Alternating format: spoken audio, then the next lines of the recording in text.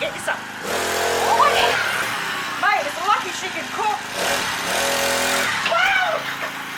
G'day lovelies and welcome back. Alrighty, today we're doing cooking with spirits.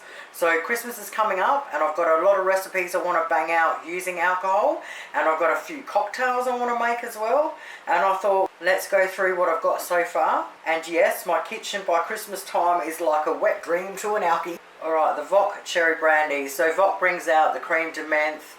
It's got a coffee one, it's got a heap of different liqueurs. I grabbed that on special for 25 bucks. Now the reason I picked the cherry brandy is because there's probably a few recipes that have normal brandy that I could probably do the cherry brandy in, but I've got a beautiful chocolate topping that I want to make, and you make it with cherry brandy.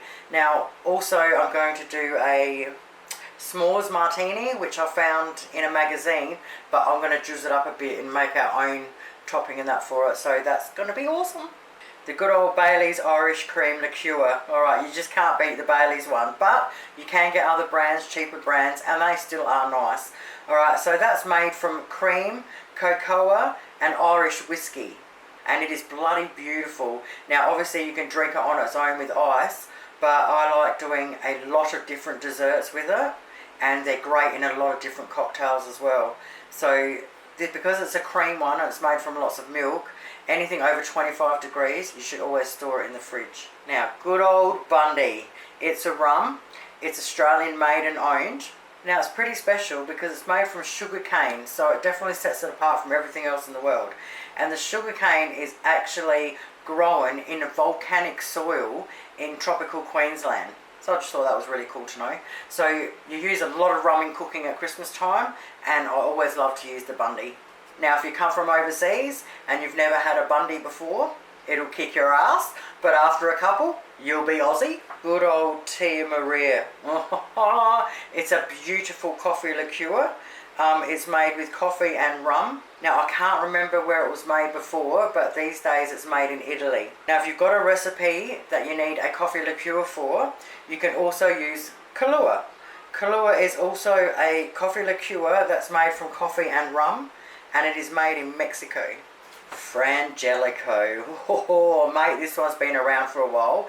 It is a hazelnut liqueur, and it is freaking amazing. And we're going to make hazelnut eggnogs with them. Now the good old Gallianos. Now the vanilla Galliano is used a lot in Italian cooking. Beautiful as shots on its own. I love to use it in beer depth charges. Now the Zambuca Galliano, it's made from aniseed, so it's licorice. Really good in a lot of different cocktails. Yummy on its own as well if you can handle it. Now this here's a little gem. So I'm going to be doing a strawberry trifle, and I needed a strawberry liqueur. And I went in and I couldn't find one anywhere. And then I found this, and the lady there said it tastes exactly like jam donuts. So it's kind of like the Bailey's Irish Cream, but like a strawberry, or I should say raspberry version. But she reckons it tastes exactly like jam donuts with cream. So I thought, how beautiful would that be in this strawberry trifle? Now it's a cream one, so anything over 25 degrees it should be in the fridge. And the best thing about this one, it was $13.50. Okay, last but not least, I wanted to show you these glasses. So I got them both from IGA. They're just bringing them out now at every IGA. So the Christmas ones were $3.20 a glass, and they are very cool. And the skull ones were $3.50 a glass, and I think they're that Day of the Dead or whatever it's called, and it's got that all on the lid. And the thing I liked the most about them was, for one, it's a cheap Chrissy present.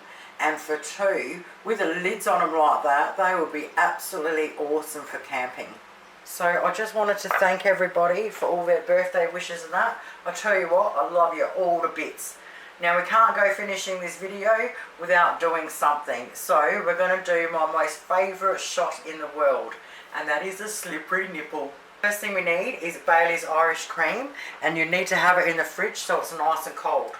Okay, first thing we want to do is 3/4 fill in with Bailey's Irish Cream.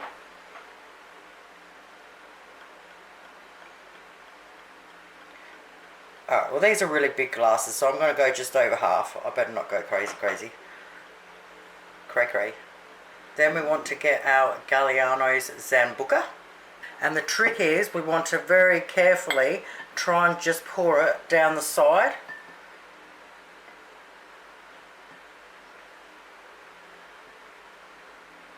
Try. Been a while.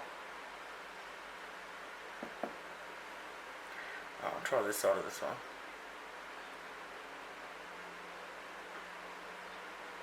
Now we get our cherry brandy.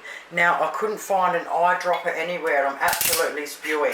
So if I had an eyedropper, I'd just suck a bit up in that. Because what we want to do is we want to put a little drop in the middle as the nipple. But because I can't do that, I'm just going to see if I get something little enough.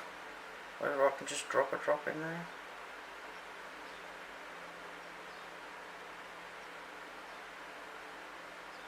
See, this is just not the same.